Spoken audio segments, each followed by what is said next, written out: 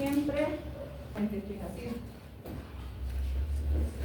Tampoco rayón en el pero yo necesito que vengan ya leyendo, ¿no? Vamos a conformar grupos y pues obviamente van a ir haciendo la práctica y pues ahí vamos a ver al final de esa práctica pues vamos a hacer una pequeña retroalimentación para que pues se vaya quedando más un poco más la parte esta de los temas que vamos a ir avanzando. Bueno, con todas las recomendaciones que se les ha dado, vamos a llevar dos temas que son bastante frecuentes, pero sobre todo el primero, que es la salmonelosis, que ya muchos de ustedes tienen conocimiento sobre más o menos qué es o de qué se trata. ¿Alguien me puede decir qué conocen de la salmonelosis?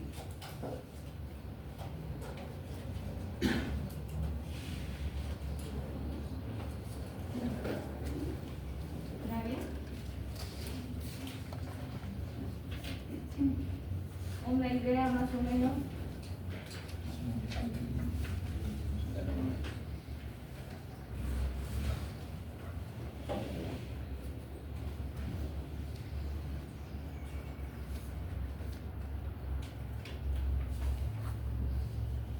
Porque esto ya lo han visto en microbiología, lo han visto en muchas materias más. O tal vez muchos han enfermado también.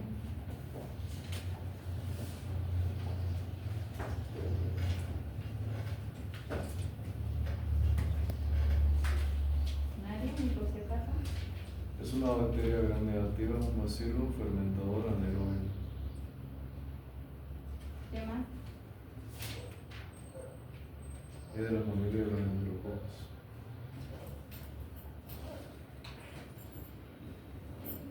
¿Alguien más?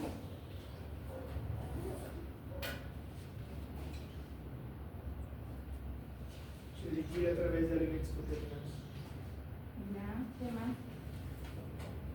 Vamos, lo que se les venga a la cabeza, ya después vamos a ir.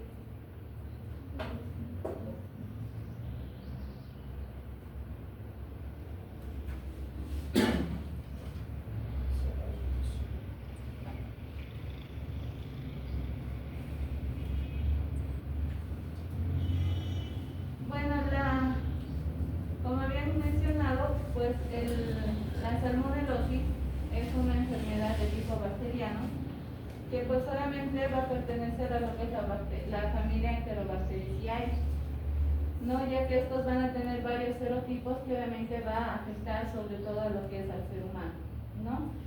Pero esta enfermedad se lo cataloga en dos tipos, la parte asintomática y la parte sintomática. Donde la parte asintomática, que la mayoría tal vez de acá lo somos, es que tenemos a la bacteria, pero no estamos manifestando la enfermedad. Y hay otras ocasiones de que sí tenemos a la bacteria, pero expresamos todo lo que es la sintomatología, ¿no? Y pues esta enfermedad, la salmonelosis, no solamente es exclusivo de la parte intestinal, sino también de la parte gastrointestinal.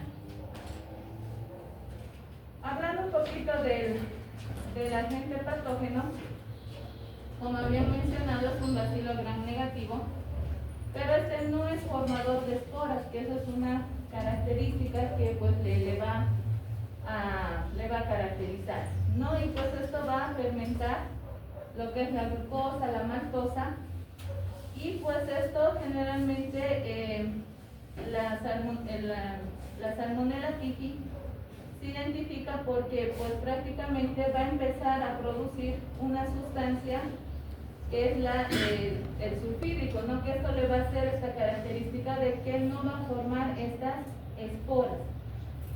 Y pues esto es lo que va a diferenciar en todos estos diferentes serotipos, ¿no? Como el antígeno somático, el antígeno flagelar H y el capsular B, ¿no? Entonces, de acuerdo a estos flagelos, de acuerdo a cuál sea más elevado que se va a encontrar en la pared celular, pues vamos a ver que va a tener sus diferentes características, sobre todo que estos se van a poder interpretar en la parte laboratorial. En Entonces nosotros vamos a solicitar diferentes cultivos, diferentes pruebas, pero ¿qué es lo más importante? Que pues nosotros la vamos a ver a la salmonela de estas características, ¿no? Que pues obviamente eso nosotros lo vamos a ver en la parte del microscopio. Para el ser humano hay algunos serotipos que son más importantes, sobre todo el Tiffi del grupo 09, el Choleracium del grupo 07 y el Tifimurium, que es del grupo 04. De estos, el más frecuente es el enteritidis y el Tifimurium son los que van a causar con mayor frecuencia las infecciones en lo que es el ser humano. La epidemiología, pues ya como habían mencionado, esto se debe a que más que todo son por las instalaciones de agua, porque ustedes saben que el agua, si nosotros hace un par de años atrás se hizo un estudio de todas las aguas en todo Bolivia, de los diferentes departamentos, donde se ha visto que el agua más contaminada es la que tenemos aquí en Cochabamba, ¿no? Donde se han encontrado bastantes bacterias, restos de heces y demás, y pues por esa razón es de que en nuestro medio muchos extranjeros y demás, cuando vienen aquí a Bolivia por primera vez, se enferman de salmonela o enferman de amebas o enferman de giardia. ¿Por qué? Porque existe una mala, no tenemos un buen sistema de potabilización del agua, y aparte que no sabemos manipular adecuadamente los alimentos, ¿no? Entonces, de esta forma se ha visto que el medio de contagio para esta enfermedad son las aguas. Y pues obviamente para esto, en algunos países como en el nuestro, que carecemos de sistemas sanitarios, pues obviamente no hay un buen tratamiento de lo que es el agua. En teoría nosotros supuestamente tenemos agua potable, pero no es tan potable como nos han hecho creer, ¿no? Por eso es que siempre se recomienda que toda agua tiene que ser hervida y no tomar de lo que es la tina. ¿Y por qué decimos de los alimentos? Porque ¿con qué lavamos los alimentos? Pues obviamente con el agua, que obviamente ya va a estar contaminada. Muchas veces con la gente que vive en el campo o de los lugares donde nos abastecen el agua, muchas veces si vamos a la parte del inicio o a la parte del final, o si ustedes alguna vez van por el campo y que se encuentran por ahí un río, pues van a ver que el agua en su inicio a veces llega a ser muy turbio, con basura, con residuos. Entonces conforme va avanzando el agua, pues obviamente ahí se va aclarando más, ¿no? Entonces esta es la razón por la que sobre todo la gente del campo, ¿dónde hace sus necesidades? Cerca del río. ¿Dónde llevan a hacer sus necesidades a sus animales? En el río, ¿no? Entonces toda esa agua, si nosotros vamos al río a refrescarnos un poco y accidentalmente tomamos agua, pues probablemente nos podríamos ingerir todas estas bacterias que hay en el río. Y pues si nosotros vemos los alimentos que nos ven así tan bonitos, tan apetecibles en el mercado, en los supermercados, si bien se ven de buen aspecto, que tienen que se los ve bien maduros y todo lo demás, pero si nosotros lo ponemos al microscopio, así sin lavar, sin nada, pues nos vamos a encontrar de que esa fruta o esa verdura está bastante contaminada, ¿no? Que tiene muchas bacterias y muchas otras cosas más, cada verdura, cada fruta. Entonces por eso es muy importante que aprendamos a manejar la parte de los alimentos. ¿Habrá resistencia antimicrobiana con la salmonelosis? ¿Ustedes qué piensan?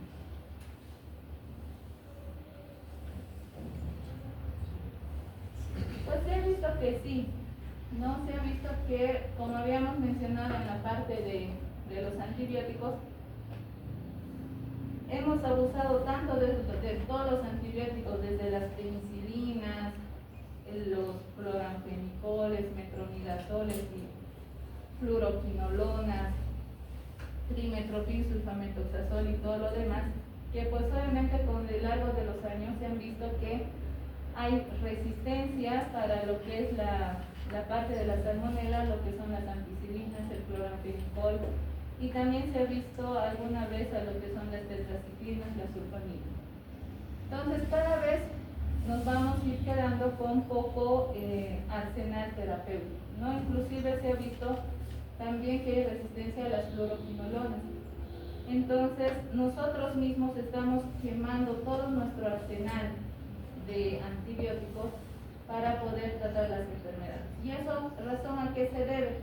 A que no estamos haciendo buenos diagnósticos, o si estamos llegando a un buen diagnóstico, no estamos dando el tratamiento adecuado o estamos dando una dosis insuficiente.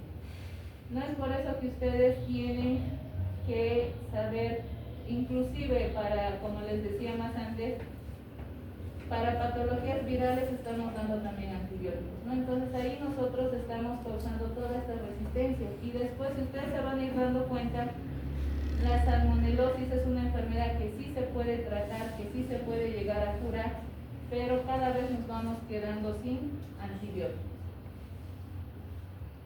¿Cómo se transmite? Como ustedes mismos lo han mencionado, con la ingesta de agua y de alimentos mal manipulados. ¿Y esto por qué? Porque las aguas y los alimentos ya vienen contaminados, como dicen acá, por las heces, por los vómitos de los animales, por lo que la parte ambiental y también por otros vómitos. ¿Alguna vez se ha visto contagio íntimo entre persona a persona por salmonela? Sí, pero es muy raro. Generalmente más la vía de contagio es la vía gastrointestinal. Cuando nos referimos a productos de animales contaminados, nos referimos prácticamente a que los animales, ya sean las vacas, los pollos, los animales de granja, también se pueden contaminar de lo que es la salmonela.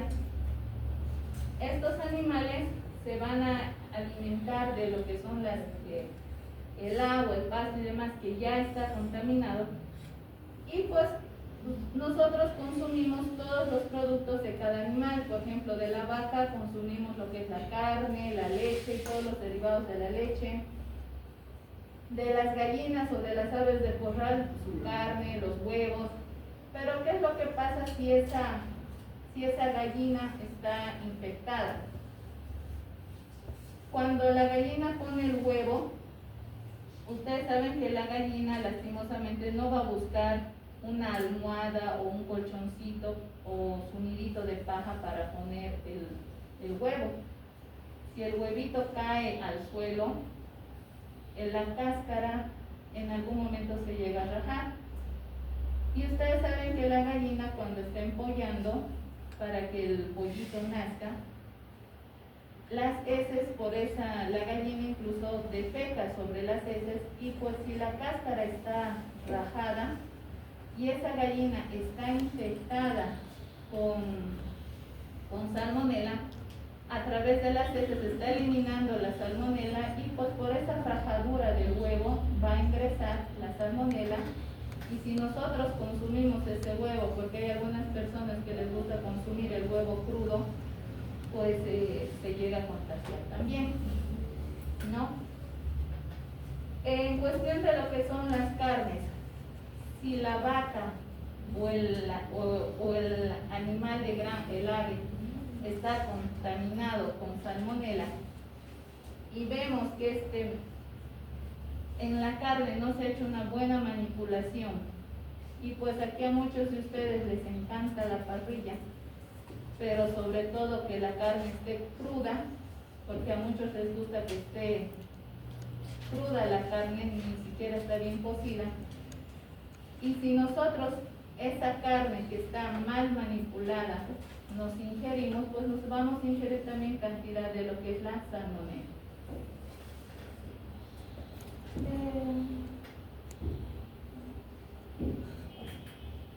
Entonces también las personas que se van a dedicar a lo que es al faeneo, sobre todo en la parte de las aves, que tienen que sacarle, una vez que sacrifican a la gallina, al pato, qué sé yo, al estar retirando lo que son las plumas, ustedes saben que se corre el riesgo de que esa persona que se dedica al faeneo y al sacar las plumas y demás, ustedes saben que las personas que tal vez han debido ver a sus abuelitas o a sus papás inclusive sacrificar a un animal, y pues obviamente hay que sacar toda la pluma y todo, y esa pluma no es fácil de sacar, no cuesta, y pues obviamente ahí al estar retirando la pluma pues también esa persona se puede llegar a hacer una herida, y a través de esa herida pues también puede ingresar.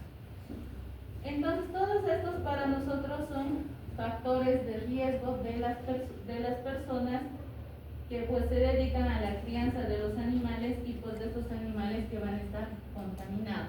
Lastimosamente nosotros ni tampoco la parte sanitaria les hacen estudios a los animales para ver si están enfermos o no, sobre todo de la parte de la salmonela. Por eso es que es muy importante las personas que se van a dedicar al consumo, al trabajo de esto de la crianza de los animales, del paneo, que se maneje sobre todo la parte del lavado de manos. No, antes de que ellos ingresen a sacrificar al animal o hacer lo que tienen que hacer su trabajo, tienen que lavarse las manos, y después de que han cumplido su trabajo también tienen que lavarse las manos, porque ya habíamos dicho que las manos son el medio de transporte que nosotros vamos a llevar a los diferentes medios.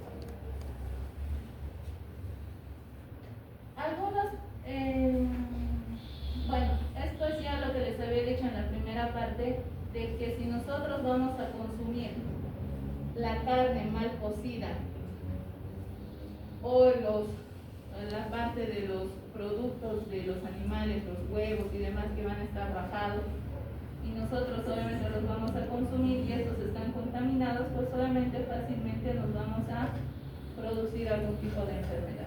Y no solamente la parte de los productos derivados de los animales, sino también de las verduras, las frutas, que obviamente también por una mala manipulación también nos va a afectar. Los alimentos ya contaminados, ya les había mencionado de que pues todo esto se va a través de lo que es el agua. No habíamos mencionado de que los animales pues prácticamente se van directamente a hacer sus necesidades en las aguas, y pues obviamente nosotros cometemos el error de ingerir esas aguas. Pero no solamente eso, si ustedes van al campo donde se siembra todo lo que son frutas, verduras y demás, ¿con qué agua riega la parte de todo lo que son las verduras y las frutas que nosotros consumimos? Con las aguas que pasan cerca, ¿no? Generalmente allá hay algún río, o tal vez hay una vertiente, y pues esa agua pues la desvían tal vez un poquito para que sus productos puedan llegar a tener agua. Y ustedes saben que el agua transporta nutrientes y todo lo demás para las verduras y las frutas. Pero ¿qué es lo que pasa? En el campo ustedes saben que los animales no viven como acá en la ciudad. Por ejemplo, acá el perrito, los que tienen sus mascotas, sus perritos, sus gatitos, tienen un lugar específico donde duermen, ¿verdad? No duermen con ustedes en sus camas. Entonces, en el campo, los animales entran a los cultivos y pues obviamente ahí hacen sus necesidades. Los animales no son como nosotros, que pues tenemos nuestro baño, tenemos nuestra cama. Ellos no. Si tienen la necesidad de defecar o de miccionar en los sembradíos, pues obviamente se va a contaminar esa fruta o esa verdura, ¿ya? Y pues obviamente ya ahí con el consumo pues nosotros nos vamos a contaminar. El contacto con los animales y sus ambientes, pues sí, dependiendo dónde se va a trabajar esa persona, pues se puede contaminar a través de lo que es la piel, el pelo, la saliva, y pues muchos de estos microorganismos que se van a eliminar a través de las heces de los animales o de las personas, pues obviamente esto va a hacer que nos vayan a contaminar. Muchos de nosotros tenemos perritos, gatitos, y pues no sabemos si nuestro perrito o nuestro gatito está infectado tal vez de la salmonela, y pues tenemos que limpiar nosotros las heces, tenemos que bañarlos, manipularlos y demás. Entonces, al manipular las heces, al estar recogiendo, podemos accidentalmente agarrar las heces o rozar las heces con nuestra mano, y pues con tantas cosas que a veces tenemos que hacer se nos olvida de lavarnos las manos, y pues lastimosamente nuestro perrito, nuestro gatito había tenido salmonela, y pues nosotros no nos hemos lavado las manos y hemos agarrado un alimento, y pues ahí nos hemos contaminado. Nuestros perritos, nuestros gatitos a veces son tan cariñosos que cuando llegamos a nuestras casas, pues aparte de movernos la cola, mostrarnos la alegría y demás, nos empiezan a lamer.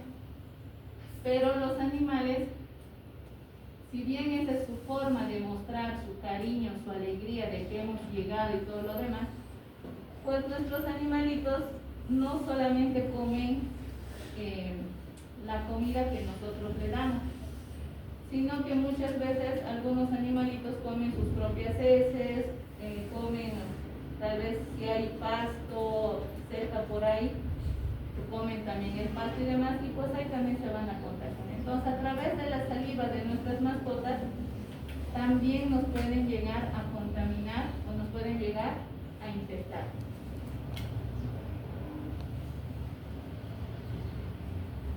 No, entonces eso también hay que tener mucho cuidado con la parte de los animales. No, y como les decía, se ha documentado en una pequeña cantidad, sobre todo de las que ha habido un contacto entre personas que han habido la manipulación de lo que es las heces, sobre todo los que son aquí papás y mamás, y han tenido a sus pequeños, generalmente hasta los 2 años, pues hay que cambiarles los pañales. Y pues hasta ahí nosotros muchas veces igual lastimosamente tenemos que cambiar los pañales, limpiarle todo, y ahí nuestra mano pues va a tener contacto con las heces del bebé.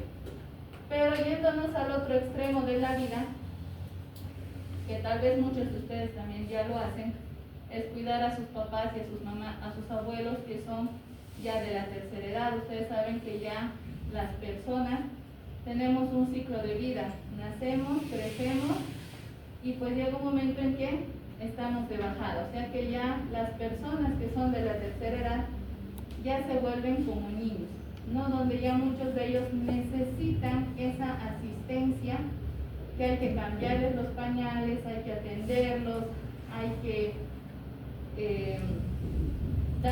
incluso hacerles comer y demás, y pues al estarles cambiando los pañales a las personas de la tercera edad, también se puede ver que esa persona puede también estar infectada, y a través de sus heces se está eliminando lo que es la salmonela, y si no tenemos todas las medidas de seguridad para usar como guantes y demás, pues obviamente también nos vamos a contaminar, ¿no? Entonces los dos extremos de la vida que necesitan nuestros cuidados, entonces tenemos que protegernos, tenemos que tener bastante aseo con lo que son las manos. La fisiopatología se resume en una simple razón. Nosotros ingerimos los alimentos, ingerimos junto con los alimentos una determinada cantidad de lo que es la salmonela, y pues obviamente una vez que ingresan a nuestro cuerpo millones de salmonelas, tienen que pasar por diferentes etapas, ¿no? Donde la primera etapa es la parte gástrica, donde a través del jugo gástrico se van a, si bien el jugo gástrico con la acidez va a disminuir la cantidad de la salmonela, pero van a existir otras salmonelas que pues van a resistir esta barrera de lo que es el jugo gástrico.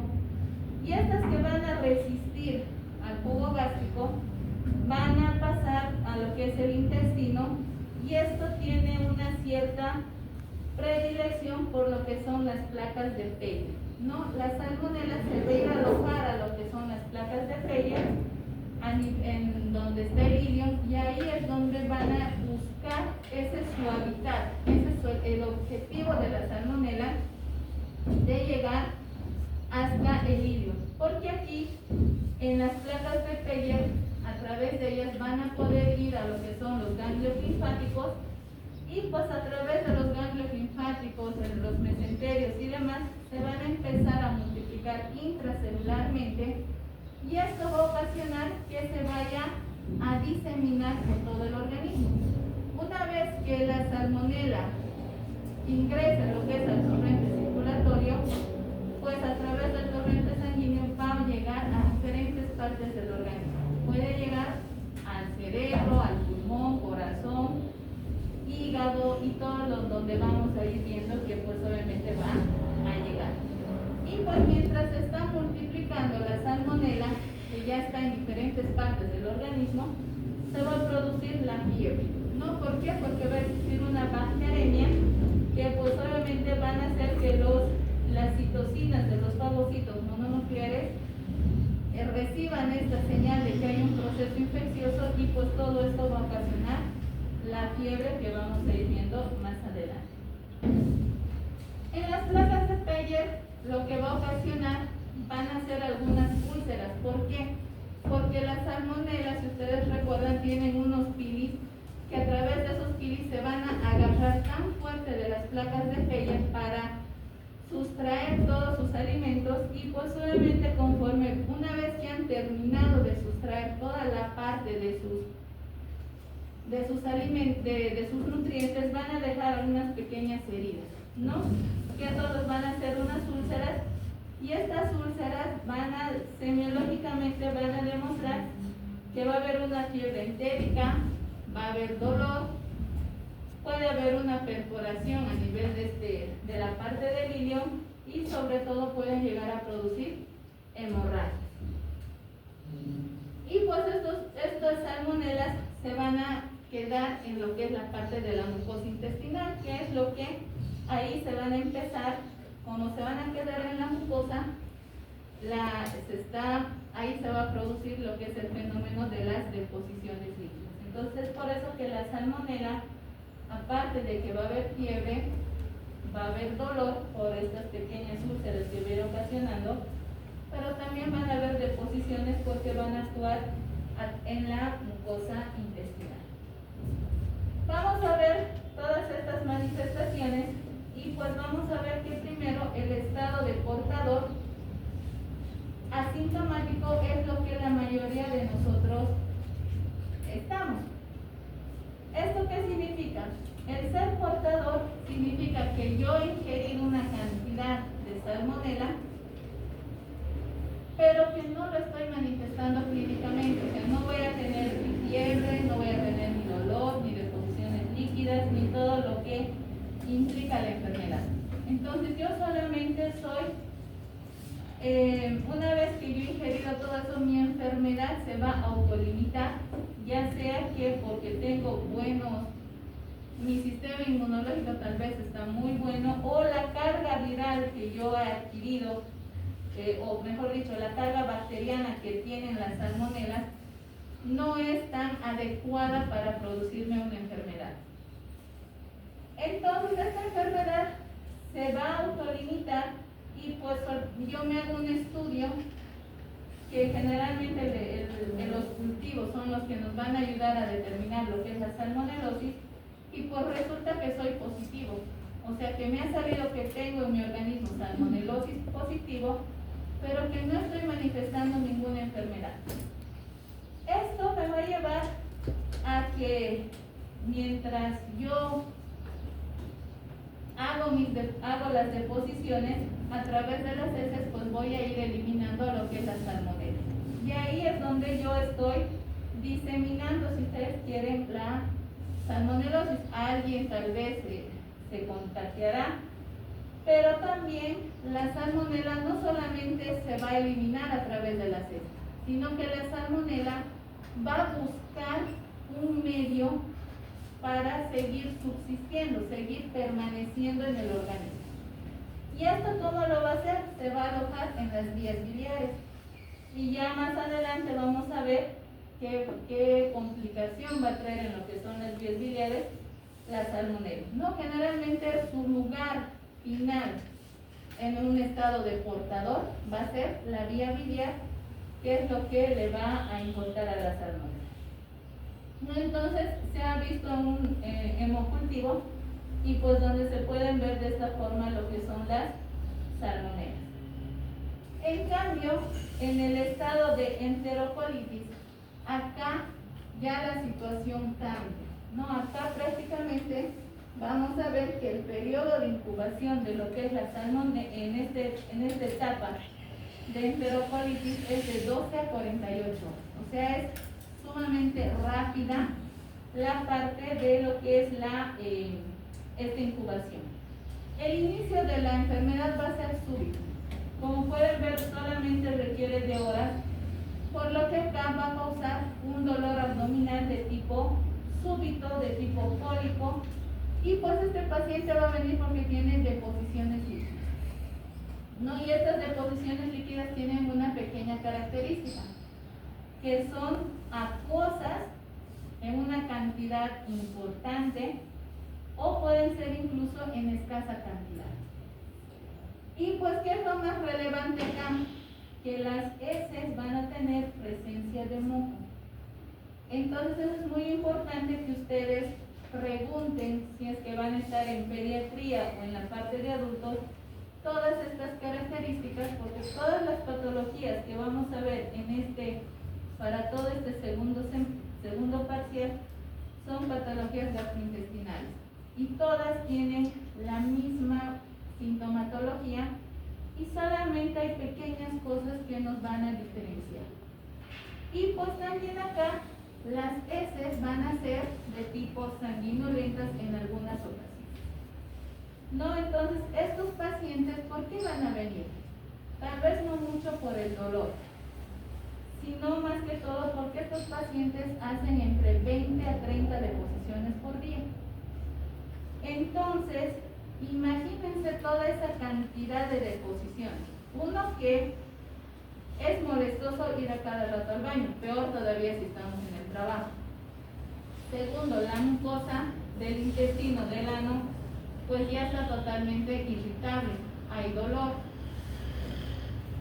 Y pues esto ya, aparte de eso, el paciente se está deshidratando, va a haber trastornos hidroelectrolíticos y demás.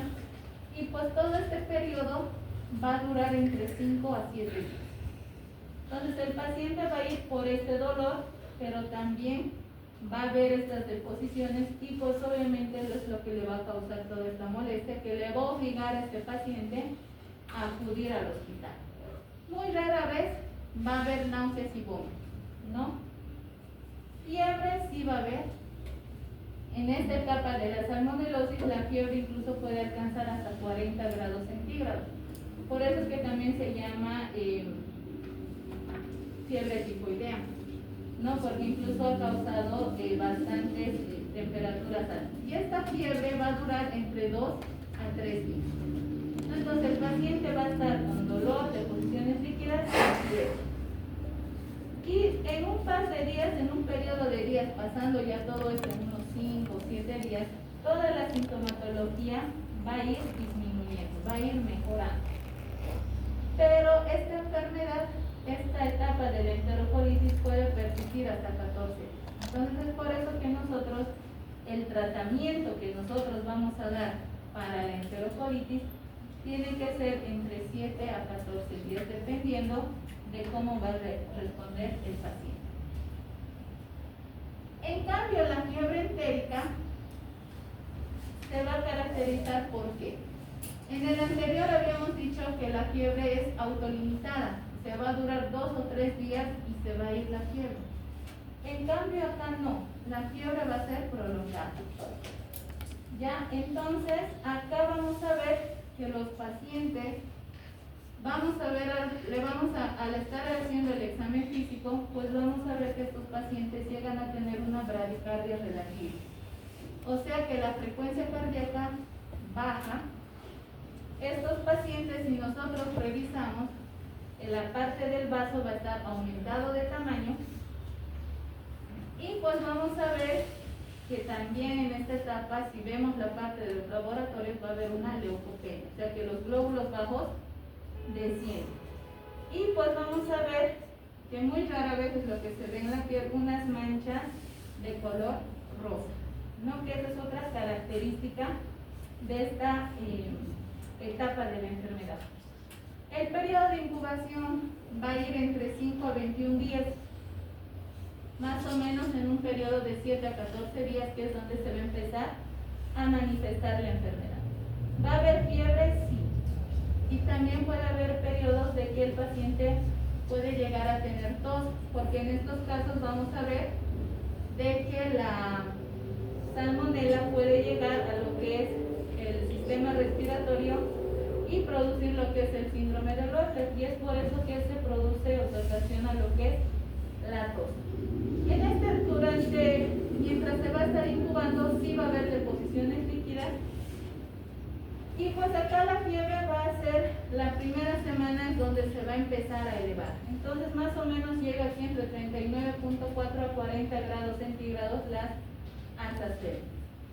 Y pues obviamente acá con todo lo que es la fiebre y demás, pues va a haber incluso trastornos a nivel neurológico, donde va a haber confusión, delirio, inclusive estos pacientes llegan a tener un cierto grado de psicosis, ¿no? Entonces es muy importante que pues obviamente podamos ver. A nivel de la piel, ¿qué es lo que vamos a encontrar? Va a haber lo que son lesiones maculopapulosas habíamos dicho un color rosado, pues acá ya se lo ve de color rosa salmón, o inclusive puede llegar a ser pálido, pero no se llega a ver, es muy difícil y pues obviamente no es algo patognomónico de la enfermedad.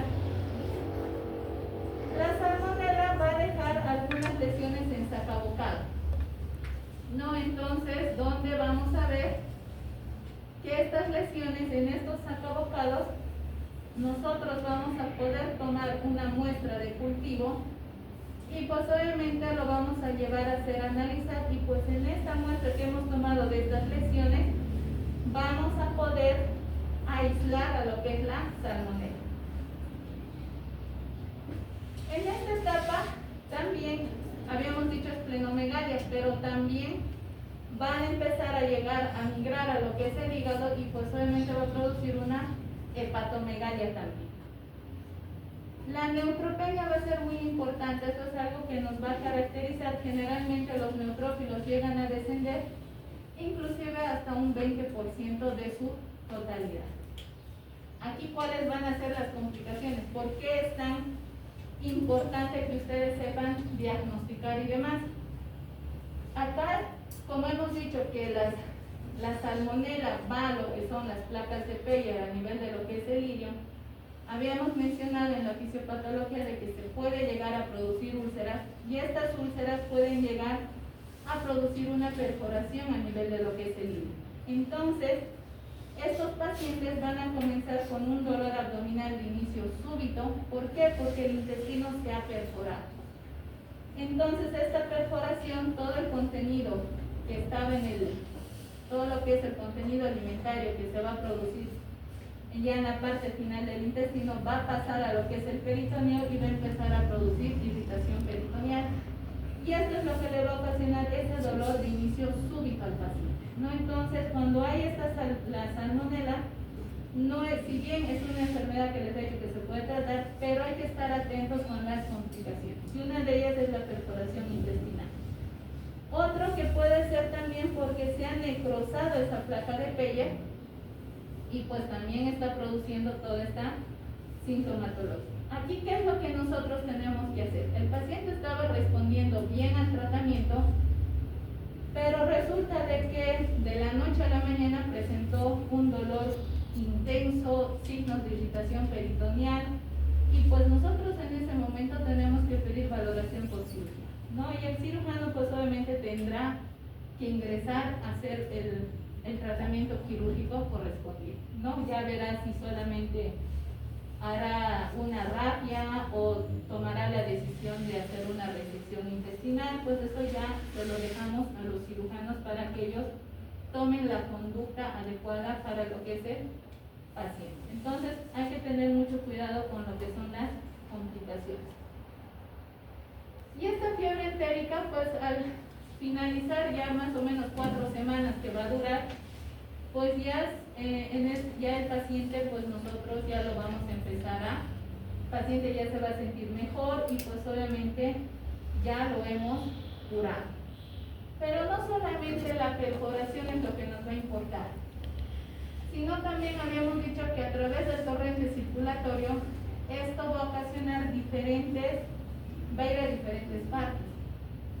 Puede ingresar a través de la vía biliar, producir una colecistitis. Si vamos descendiendo, puede ir a lo que es el páncreas y producir una pancreatitis por una obstrucción de todo lo que es el conducto pancreático. Puede ir a la parte del corazón y producir una endocarditis infecciosa. Puede ir a la parte del sistema nervioso central produciendo una meningitis, neumonía, abscesos hepáticos y pues todo esto inclusive nos pueden causar infecciones locales. Entonces, todo esto nosotros tenemos que ver en el paciente. Ustedes ya han visto cardiología, ¿verdad? Entonces, cuando ustedes pidan, escuchen al examen físico que ese corazón no está latiendo entre 60 a 100 latidos por minuto, que es lo normal, y ustedes cuantifican que está entre 40, 50 o tal vez un poco menos, siempre pidan un electrocardiograma. ¿Por qué? Porque nosotros vamos a poder ver que ese corazón, cuantificando acá, sacando la frecuencia cardíaca, vamos a ver que ese paciente tiene una frecuencia cardíaca baja. Entonces ustedes tienen que ver esa parte para ver, o tal vez el paciente tiene algún tipo de bloqueo y demás que no estamos pudiendo, que nunca antes lo habían estudiado. Entonces todo eso nosotros tenemos que ver. Pero si es una bradicardia sinusal que el paciente recién se le está viendo, entonces también en su siguiente control nosotros tenemos que prestar atención a esa sintomatología. Entonces habíamos dicho que la salmonela no solamente va a estar en lo que es el tubo digestivo, sino que también va a ir a lo que es el hígado, la vesícula, lo que es el páncreas, lo que es corazón, pulmón. Entonces todo eso, la salmonela va a migrar a todo el sistema que nosotros tenemos. También hay una etapa de bacteremia. En esta etapa de bacteremia, la única parte que va a haber acá va a ser la fiebre y los escalofríos. ¿Por qué? Porque acá esta bacteremia va a durar entre días a semanas y pues solamente acá la enfermedad se está multiplicando todo lo que son las salmonelas y pues obviamente nosotros solamente vamos a manifestar con fiebre o escalofríos. Acá no va a haber ninguna sintomatología gastrointestinal y si la va a haber es muy rara. Puede haber malestar general, puede haber anorexia y también puede haber pérdida de peso. ¿No? Entonces, acá es donde nosotros pues obviamente tenemos que tener aquí es nuestro reto porque ya poderlo diagnosticar con estos síntomas inespecíficos. En esta parte de acá de la bacteremia, vamos a ver que inclusive pueden haber que se pueden ir no solamente a la parte gastrointestinal, sino que también va a ir a la parte del hueso, va a ir a la parte ocasionando incluso lo que son aneurismas, va a ir a lo que es el pericardio, a lo que son los espacios pleurales. Entonces todo esto vamos a ver que los coprocultivos nos va a salir negativo. ¿Por qué? ¿Podemos continuar? Porque si no, ahí tienen la puerta abierta. O doy tema por avanzar. Porque veo que allá atrás se ríen, allá se duermen, aquí hablan. Díganme qué es lo que quieren.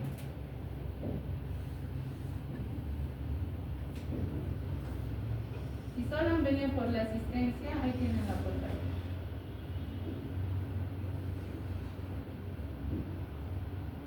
Las de ahí atrás que tanto se ríen, ¿qué es lo que quieren?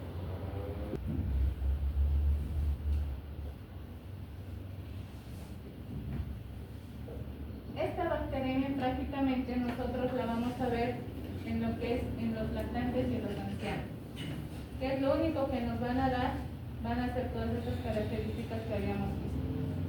No, y pues obviamente acá tenemos que hacer nosotros diagnósticos diferenciales en las cuales estos pacientes van a ver la leucopenia sobre todo, que nos van a hacer sospechar en que puede haber tal vez algún síndrome hemolítico o algún tipo de leucemia, histoplasmosis o algún tipo también de virus de lo que es el Epstein-Barr.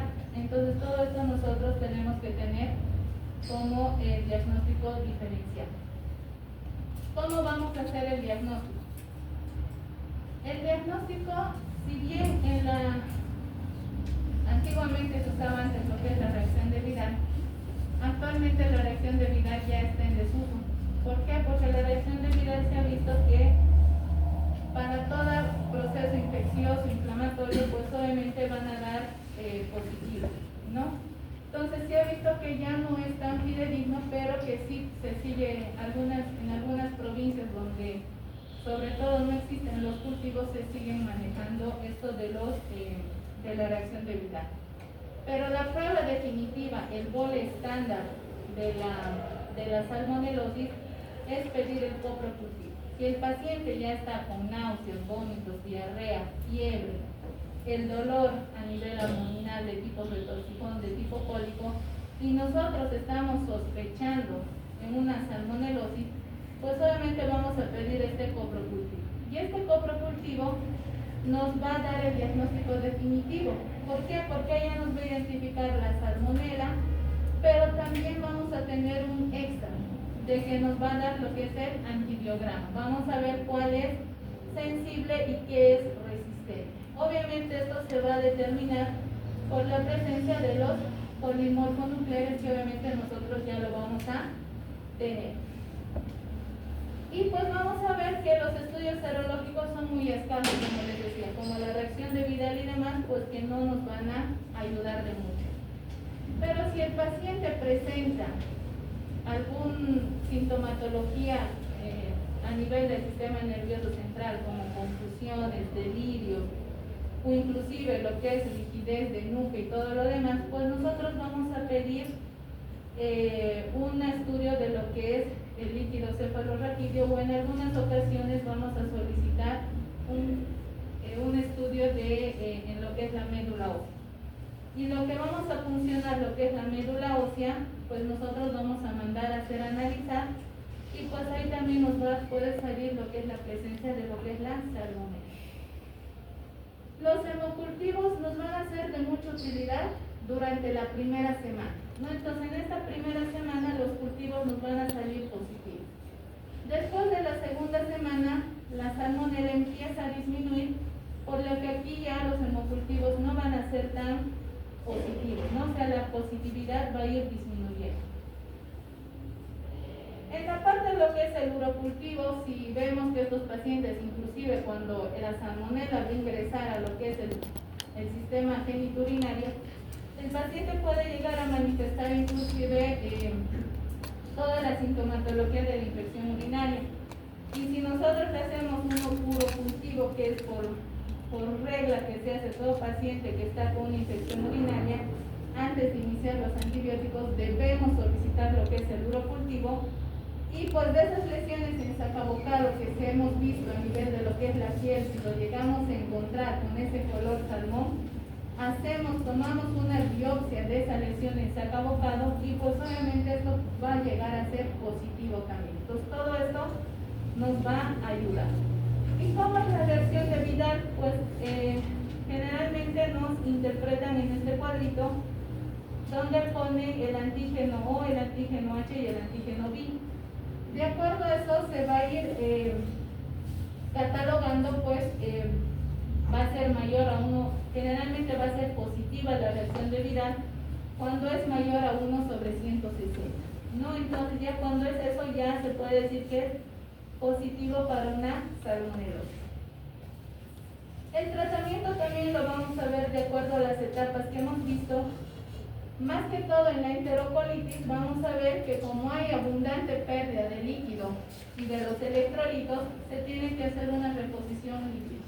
Acá nosotros vamos a ver si lo hacemos de vía oral o podemos optar por la vía endovenosa, donde pues obviamente tenemos que ver también la parte de los electrolitos. Los fármacos que vamos a utilizar pues van a ser los antiperistálticos, ¿no? Que vamos a disminuir la frecuencia de las deposiciones líquidas como la loperamida o algunos antiespasmódicos, pues obviamente para aliviar los dolores cólicos que estos pacientes van a tener. Los antibióticos que inicialmente nosotros vamos a iniciar cuando estamos sospechando van a ser las fluoroquinolonas, que obviamente hasta que nos haga el cultivo, pues ya ahí nosotros vamos a ver si es positivo o negativo. En relación a lo que es la fiebre entérica, sí vamos a continuar con las fluoroquinolonas y que se ha visto que el 95% nos ha resultado bastante efectivo. También las cefalosporinas como la ceftriaxona, que es bastante eficaz, la ampicilina. Lastimosamente el cloranfenicol actualmente ya no lo tenemos en nuestro medio, pero cuando sí se utilizaba en sus buenas épocas el cloranfenicol, pues había salmonela y lo primero que se hacía era dar cloranfenicol. Lastimosamente, como les había mencionado, por esto de la aplasia medular, pues se tuvo que desechar, se tuvo que retirar de lo que es la FDA y pues obviamente ya no lo tenemos dentro de nuestro arsenal. El trimestoprim sulfamethoxazol, pues sí que es un excelente antibiótico que también nos va a servir para esto de la fiebre entérica. Y si estos pacientes están con hiponemia o están con una hemorragia activa, pues obviamente la transfusión sanguínea es muy importante. Pero también la reposición hidroelectrolítica también es muy importante en esta etapa. Si hay sospecha de perforación intestinal, ¿qué es lo que tenemos que hacer? Directamente pedir una placa de rayos X donde vamos a ver el signo de Joubert y pues ahí se va a ver aire subdiafragmático, ¿no? Y cuando hay aire subdiafragmático y es una sospecha de perforación de víscera hueca y pues ahí el cirujano tiene que ingresar lo más pronto posible. Corticoides. Al igual que en lo que es la sepsis está un poco controvertido el uso de los corticoides. Si bien vamos a disminuir el proceso infeccioso y todo lo demás, pero también vamos a ver que el corticoide nos va a inmunosuprimir y podemos hacer que se aumente más la carga bacteriana. Y si llegamos a utilizar corticoides, pues el de preferencia o el de elección es la dexametasona, que inicialmente se va a empezar a una dosis de 3 miligramos por kilogramo de peso y después hay que ir bajando progresivamente cada 48-72 horas hasta lograr descontinuar. En la bacteremia, pues igual, vamos a seguir utilizando lo que son las cefalosporinas, las fluoroquinolonas y pues obviamente acá los antibióticos vamos a prolongar hasta 7 a 14 días por el tiempo que va a durar este periodo de bacteremia. Y si es que se van a localizar en lo que es en los huesos, articulaciones y demás, pues acá ya tenemos que utilizar los antibióticos por 6 semanas o el tiempo que requiera el paciente.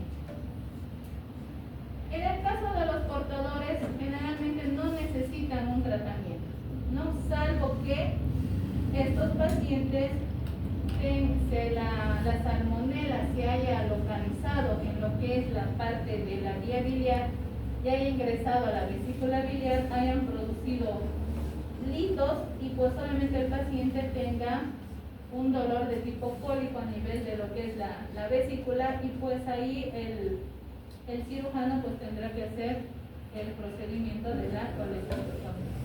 Pero si después el paciente no tiene ninguna sintomatología, pues no está indicado el tratamiento.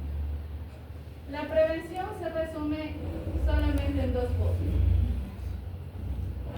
Ver la parte de donde nosotros nos estamos abasteciendo de agua, siempre hacer hervir el agua, hacer cocer bien la carne, hacer cocer bien todos los derivados de la vaca, de las aves de corral. Si se va a manipular, utilizar siempre el equipo de protección, guantes en caso de que se dediquen a la parte del faeneo. Si vamos a viajar a un país extranjero, siempre garantícense de consumir agua que ustedes mismos lo hayan hecho hervir o que sea agua que esté en botella cerrada, ¿no? Que eso un poco nos va a tranquilizar. Ahora, si es que estamos viendo en la parte de la alimentación, evitar consumir verduras crudas, frutas crudas, y si las consumimos, pues obviamente lavarlas súper bien esas frutas y verduras. El pronóstico, como han podido ver, nadie creo que se ha muerto de salmonela, o sea que es muy infrecuente la mortalidad, ¿no? Y si se ha fallecido, tal vez del 100%, tal vez uno ha fallecido, pero no tal vez por la misma salmonela, sino también por las complicaciones que le ha podido ocurrir. No, y generalmente la muerte, ¿por qué se va a producir? Porque la deshidratación y los trastornos hidroelectrolíticos en los dos extremos de la vida ha sido tan fuerte que pues obviamente estos pacientes no han alcanzado a hacer todas las reposiciones que se tenían que hacer.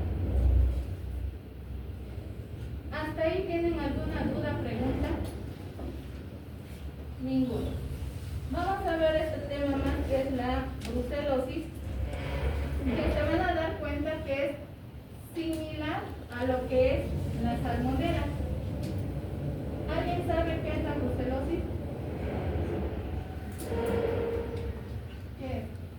Es una enfermedad bacteriana que puede ser contagiada a través de mamíferos domésticos, silvestres y marinos.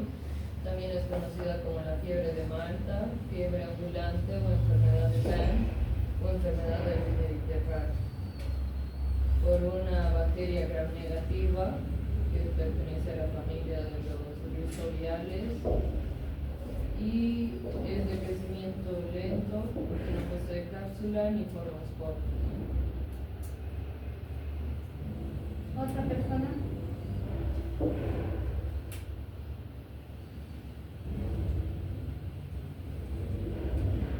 Bueno, vamos a ver que la brucela tiene diferentes manifestaciones, sobre todo a nivel proteico.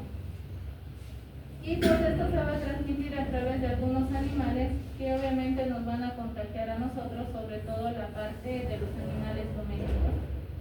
O que nosotros por trabajo estamos expuestos a la crianza de estos animales o hacemos la ingestión de los productos lácteos o de la misma carne que va a estar contaminado.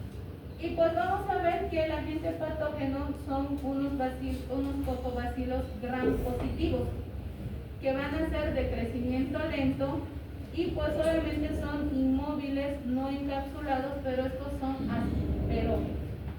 Y tenemos 4 tipos: la brucelosis, la brucella abortus, la suis, la melitensis y la canis. Estos 4 son los que nos van a afectar más a nosotros por todas las características que vamos a ir viendo. ¿Cuál es la característica de la brucella abortus? Esta brucella abortus generalmente va a tener su reservorio en lo que es el ganado vacuno. Estamos hablando de todo lo que son las vacas y todo lo demás. Y pues esto se asocia, es una enfermedad tipo esporádica, o sea, va a venir y se va a ir.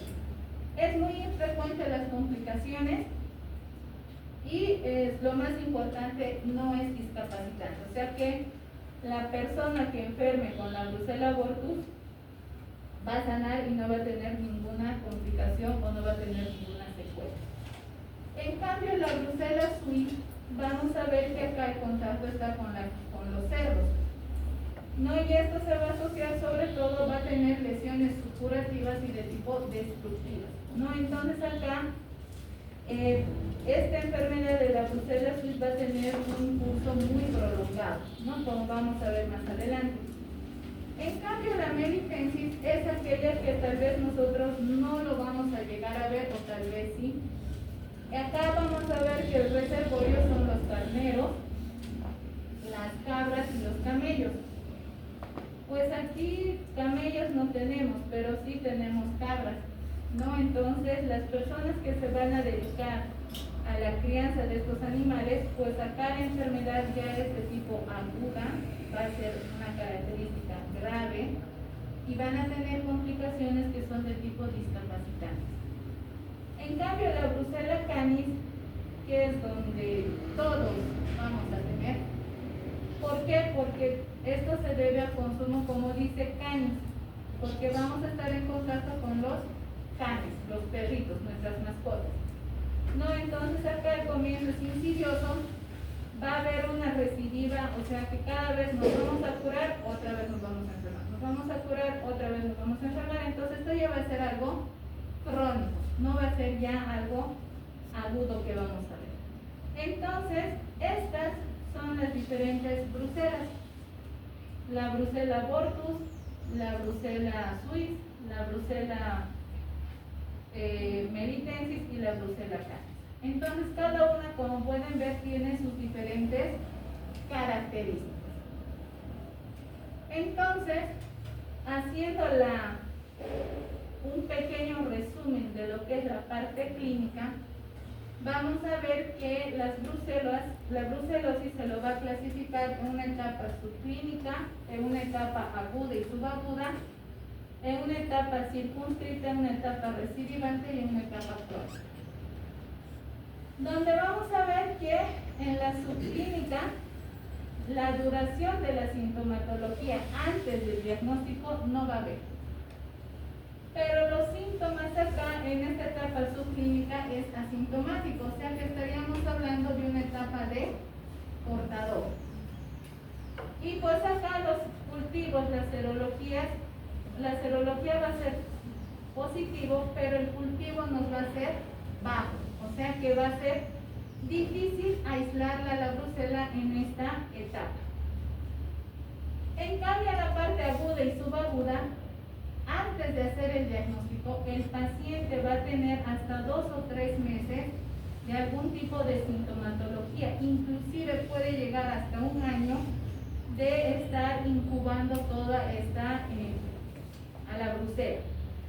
¿Y cuáles van a ser los síntomas en esta etapa aguda y subaguda? Pues acá el paciente va a tener malestar general, va a tener fatiga, sudoración, cefalea, anorexia, artralgia, fiebre, esplenomegalia, linfadenopatía, hepatomegalia. Si se dan cuenta, con toda esa sintomatología que el paciente va a tener, nosotros podemos pensar en muchas cosas.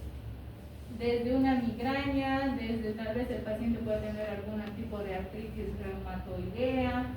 Entonces la clínica no es tan fidedigno acá, pero sí, si estamos viviendo en un país donde es endémico, pues obviamente tenemos que sospechar. Y pues acá la serología va a ser positivo, el cultivo va a ser positivo de donde se saque, de la sangre, de la médula ósea, entonces nos va a ser positivo esta parte.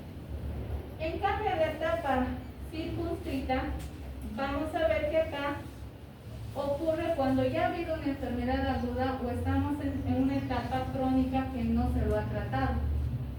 Entonces acá los síntomas van a ser de acuerdo al órgano que se va a afectar. Y pues acá igual la serología y los cultivos pues van a ser más específicos y también nos van a dar positivo. En cambio, en la que es la etapa recidivante, pues obviamente antes de llegar al diagnóstico, el paciente puede estar 2 a 3 meses después de que él ha tenido un episodio inicial. Si yo he enfermado a principios de año, me he tratado todo eso, pero 2 a 3 meses después de eso, nuevamente me he vuelto a poner en contacto y pues obviamente estoy volviendo a empezar. La sintomatología va a ser lo mismo que en la etapa aguda, todo el malestar general, los escalofríos, cefaleas, artralgias, pero acá va a haber una característica, que la fiebre va a ser mucho más alta que en la etapa aguda, la debilidad, los escalofríos y la sudoración van a ser mucho más elevadas que en la parte aguda. Y pues obviamente la serología y los cultivos van a ser positivos. En cambio, en la etapa crónica, ya aquí el paciente ya tiene más de 1 año con toda esta sintomatología que se ha ido acumulando, y pues acá la sintomatología va a ser totalmente inespecífica, ¿no? Donde los síntomas van a ser un poco más neuropsiquiátricos y pues obviamente va a haber febrícula. Y pues acá la serología y los cultivos nos van a ser negativos, ¿no? Entonces como que ya aquí sí que es un reto, salvo que el paciente nos diga sí, yo he estado ya enfermo de brucelosis o tengo este antecedente de trabajar con estos animales y demás. ¿Cómo se hace el diagnóstico? Con los cultivos, ¿no? Cultivos de todos los tejidos líquidos que nosotros podamos hacerlo. Y pues todos estos cultivos nos van a salir positivos. Y esa es la única forma que nosotros tenemos de demostrar a lo que es la brucela. Pero ustedes saben que los cultivos tardan entre 3 a 7 días y pues obviamente el ELISA específicamente para la brucela sí nos puede ayudar también a hacer el diagnóstico. Esta es la prueba de aglutinación en el tubo estándar, solamente nos va a medir lo que son los anticuerpos frente al antígeno, que también nos va a ayudar bastante. Donde el resultado generalmente va a ser positivo 1 en 160, pues ahí nosotros ya tenemos que sospechar. Otras pruebas, las ELISAs, los PCRs, las reacciones en cadena de polimerasa también nos van a ayudar, ya que estas pruebas pues solamente son que tienen más tecnología, si ustedes quieren, donde se puede determinar con mayor afinidad la parte de lo que es la brucela. En lo que es el tratamiento, pues obviamente sí se va a requerir tratamiento antibiótico y pues lo que tenemos de elección viene a ser lo que es la doxiciclina, que se lo va a dar por 45 días. Asociado a lo que es la gentamicina, pero solamente por 5 a 7 días. ¿Por qué se da en ese plazo la gentamicina? ¿Por qué yo no puedo dar por 45 días también la gentamicina? Por la ototoxicidad y nefrotoxicidad que va a tener, ¿no? Entonces generalmente los aminoglucósidos siempre damos por 5 días, a lo mucho 7, porque después ya vienen las toxicidades y pues obviamente ya hay el paciente, si bien le vamos a librar de la enfermedad, pero también lo podemos estar condenando a esas toxicidades. Y siempre cuando usen aminoglucósidos hagan un control en la parte renal, ¿no? Y siempre se ajusta a lo que es la función renal. La prevención no es más que prevenir. Si tenemos nuestros animalitos, los perritos, gatitos y demás, pues solamente llevarles con frecuencia o cuando les toque a lo que es el veterinario. Y pues con relación a lo que es el consumo de los lácteos, las carnes, traten de que siempre sea todo que esté bien cocido o de que se hayan sido sometidos a las diferentes pruebas que haya que consumir. Si trabajamos en los mataderos, pues obviamente tratar de utilizar todo lo que es la indumentaria que se tiene que utilizar. Si porque ha habido algún accidente, se han producido una herida, lo primero que tienen que hacer es lavarse la mano con agua y jabón.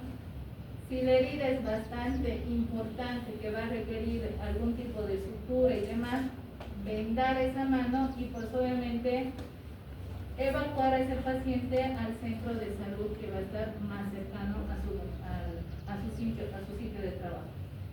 Y traten siempre de prohibir la ingesta de carne cruda, sobre todo a las personas que les gusta la parrillada así como saliendo su sangre y todo lo demás. No es que sea un hábito malo, pero hablando de salud, ustedes saben que la ingesta de todas estas carnes crudas o en términos medio cocidos, término medio y demás, tienen también sus complicaciones, ¿no? Entonces, tratemos de consumir todo cocido y todo lo que se tiene que consumir. ¿Ya? ¿Hasta ahí tienen alguna duda, pregunta? No. Para la siguiente clase van a estudiar tétanos y cólera. Vamos a hacer una actividad que les voy a dividir en grupos. Van a tener un cierto tiempo para hacer esa actividad. Obviamente esa actividad va a valer puntos. Y al final de esa actividad pues vamos a hacer una retroalimentación de lo que es tétanos y cólera. ¿Ya? Entonces nos vemos el